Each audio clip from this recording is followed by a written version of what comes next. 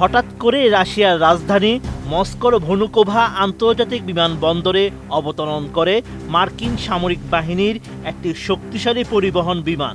বিমানটি অবতরণের বিষয়ে তাৎক্ষণিকভাবে ক্রেমলিন জানিয়েছিল তাদের কাছে কোনো তথ্য নেই।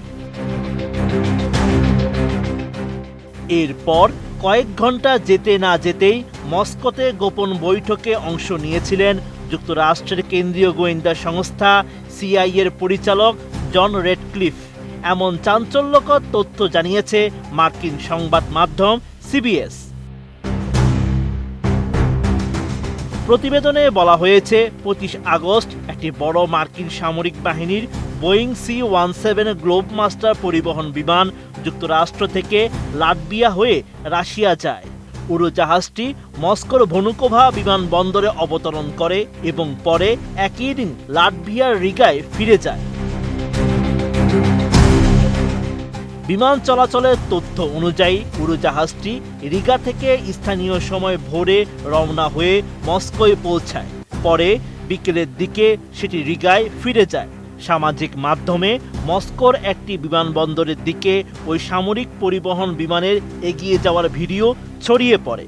পাশাপাশি মস্কোর সড়কে একটি কূটনৈতিক গাড়ি বহরের ভিডিও প্রকাশিত হয়েছে। সঠিক প্যাড আর সঠিক তথ্য দিয়ে এসব সামলে নিব এক হয়ে।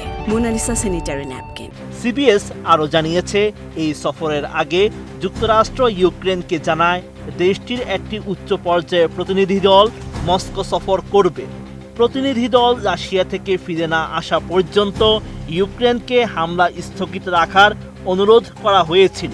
ধারণা করা হচ্ছে জন রেডক্লিফের জন্য এটি সিআইএ প্রধান হিসেবে প্রথম রাশিয়া সফর। তবে মস্কোয় তার গোয়েন্দা সহযোগীদের সঙ্গে নিয়মিত যোগাযোগ ছিল বলে জানা যায়। মার্কিন সংবাদ মাধ্যমটি জানিয়েছে তার এ সফরের উদ্দেশ্য কী এবং রাশিয়ার কোন কর্মকর্তার সঙ্গে তিনি বৈঠক করেছেন এ বিষয়ে ওয়াশিংটন কিংবা মস্কো কোনো পক্ষই আনুষ্ঠানিকভাবে কিছু জানায়নি। উচ্চ পর্যায়ের মার্কিন ও রুশ কর্মকর্তাদের মধ্যে সরাসরি বৈঠক এমনিতেই বেশ বিরল। ফলে রেডক্লিফের আকস্মিক মস্কো সফর নিয়ে তৈরি হয়েছে নানা জল্পনা। মস্কোয় সাবেক ব্রিটিশ সামরিক কর্মকর্তা জন ফোরম্যান জানিয়েছেন, এই সফরের অন্যতম উদ্দেশ্য হতে পারে দুই দেশের মধ্যে উত্তেজনা নিয়ন্ত্রণ। সম্প্রতি জার্মানিতে দেখা দেওয়া সন্দেহজনক ড্রোন তৎপরতার সঙ্গে রাশিয়ার কোনো যোগসূত্র রয়েছে কিনা সেটিও আলোচনার বিষয় হতে পারে। মার্কিন প্রেসিডেন্ট ডোনাল্ড ট্রাম্পের দ্বিতীয় মেয়াদে রেডক্লিফের মস্কো সফরকে দেশটিতে যুক্তরাষ্ট্রের অন্যতম উচ্চ পর্যায়ের কর্মকর্তার সফর হিসেবে দেখা হচ্ছে। এর আগে ট্রাম্প আলাস্কায় রুশ প্রেসিডেন্ট ভ্লাদিমির পুতিনের সঙ্গে বৈঠক করেছিলেন। তবে সেই বৈঠক থেকে বড় কোনো অগ্রগতি আসেনি।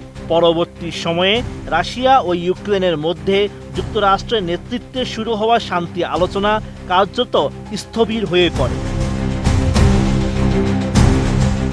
Sheikh Farid, ATN news.